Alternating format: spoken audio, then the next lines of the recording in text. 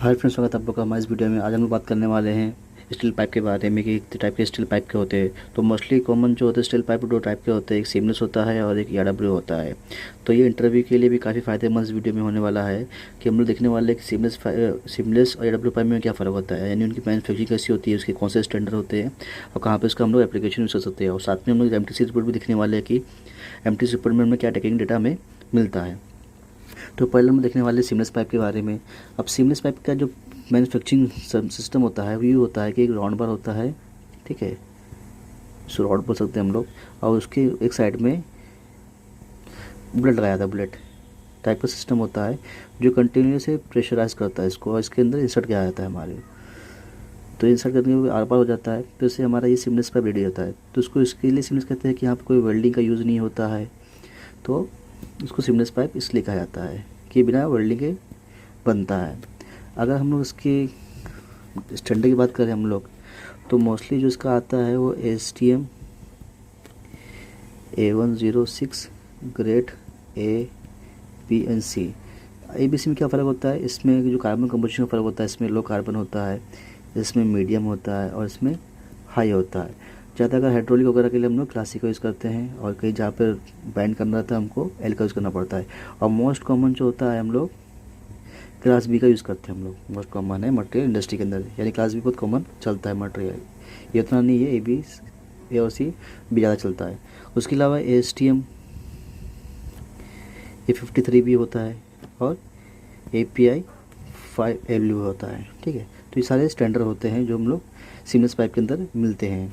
अगर हम उनकी TC की बात करते हैं तो आप सामने देख सकते हैं कि हमारे सामने MTC रिपोर्ट है। अब यहाँ पर अगर MTC रिपोर्ट में देखोगे तो ये यहाँ पर आपको ऊपर जो टॉप में दिया हुआ है ये केमिकल दिया हुआ है यहाँ पर आपको कि क्या केमिकल कंपोजिशन होना चाहिए, ठीक है। ये उनकी लिमिट है, यहाँ पर लिमिट दिया गया पूरा, और इनकी ये रिपोर्ट है कि क्या रिपोर्ट में आई है। तो इसमें देख सकते हो कि क्या रिपोर्ट में कितना कार्बन आएगा, मैग्नीशियम कितना आएगा, सल्फर कितना आएगा, सिलिकॉन कितना आएगा, ये सब है। और उसका कार्बन इक्विवेलेंट कितना होना चाहिए, ये डेटा हमारे पास दिया हुआ है।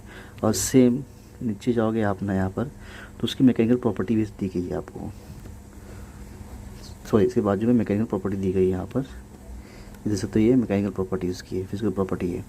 उसके अंदर डिस्टेंस कितना है, इसमें एलोंगेशन कितना आ सकता है, उसके अंदर कितना हार्ड मटेरियल है, ये सारी रिपोर्ट यहाँ पे दिखाई गई है आपको, ठीक।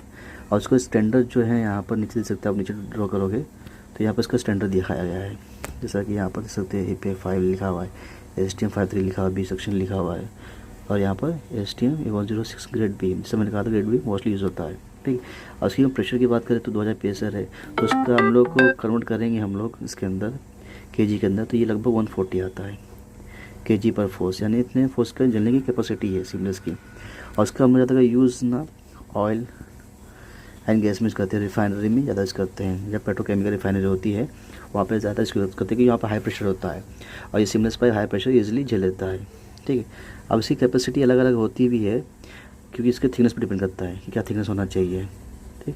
और थिकनेस की बात करें तो उसके अंदर शेड्यूल 40 मोस्ट कॉमन है, शेड्यूल 80 मोस्ट कॉमन है, शेड्यूल 160 ये शेड्यूल के थिकनेस होते हैं जो मोस्ट कॉमन इंडस्ट्री में यूज़ होते हैं। और इनको MM में करेंगे तो इनका थोड़ा डिफरेंट वैल्यू आएगा, हर साइज़ के लिए अलग अलग वैल्यू आता है। 1 इंच के लिए अलग आएगा, 2 इंच के लिए अलग आएगा, 3 इंच के लिए अलग आता है।